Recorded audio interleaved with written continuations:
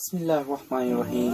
السلام علیکم ناظرین، آج ہم اس ویڈیو میں بات کریں گے وضو صحیح ہونے کی شرائط کے بارے میں۔ تو آیت اللہ العظمیٰ سید علی حسینی سیستانی صاحب اپنی کتاب توضیح المسائل میں لکھتے ہیں کہ وضو کے صحیح ہونے کی 11 شرطیں ہیں، جن میں سے آج ہم 5 شرائط کو آپ کے سامنے بیان کریں گے۔ سب سے پہلی شرط ہے وضو کا پانی پاک ہو، یعنی کہ اگر وضو کا پانی نجس ہوگا تو آپ کا وضو صحیح نہیں ہے۔ دوسری شرط پانی مطلق ہو۔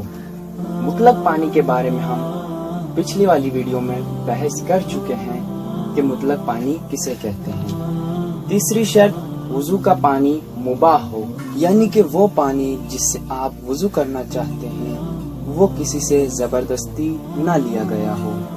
چوتھی شرط وضو کے اعضاء، یعنی کہ وضو کے پارٹس دھوتے وقت اور مسح کرتے وقت پاک ہونا چاہیے، لہذا اگر نجس ہوں گے تو آپ کا وضو صحیح نہیں ہے۔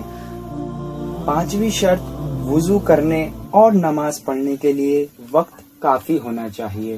تو یہ 5 شرائط تھی جن کو ہم نے آپ کے سامنے بیان کیا۔ تو انشاءاللہ آنے والی ویڈیو میں اور بقیہ شرائط کو بیان کریں گے۔ فقط والسلام ورحمۃ اللہ۔